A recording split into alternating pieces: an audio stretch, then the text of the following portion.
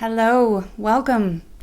My name is Danny Joy, and this is the supplemental video for our series Chord by Chord, a beginner's guide to the ukulele. In today's lesson, I'm going to introduce you to the ukulele and give you some things to keep in mind as we continue with our lessons. First things first, posture. Now, I'm sure as soon as I said that, you probably sat right up. That's right.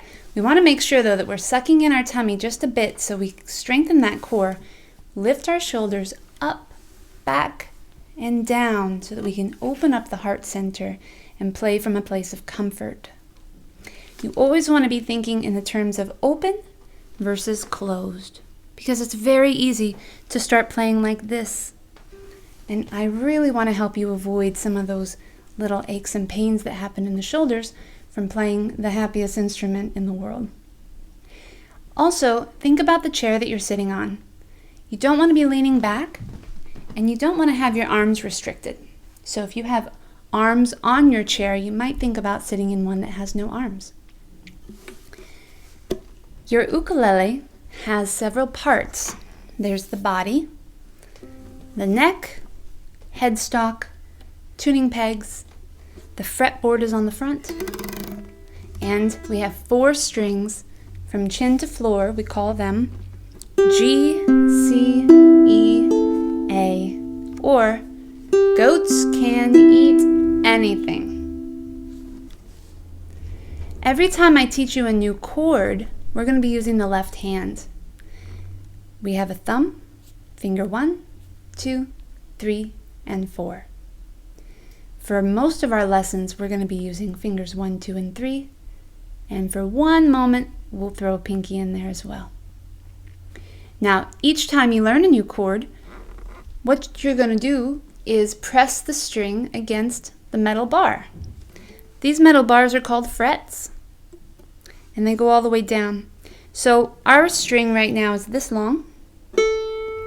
And let's say I play a chord. I press down my 3rd finger on the 3rd fret, and the pitch changes to a high C, from an A to a C. That string is pressed nice and securely up against that metal bar on this side.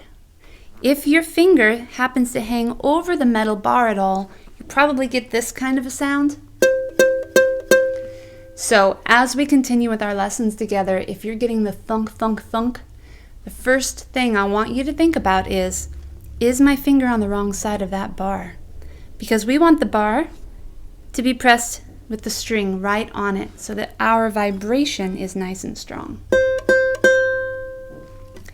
One other thing to keep in mind is that with our fingers, when we press the string, we want to use the fingertip and not the pillow in the front. Think the strength is in the tip. With our right hands, you have a couple of options. A lot of people like to begin with their thumb, pulling through the strings like this. That works just fine. I like to use the back of my index finger like a little pick, and I press through the strings like I'm kicking a little soccer ball. If you don't have a nail, that's no problem. You can totally use your thumb.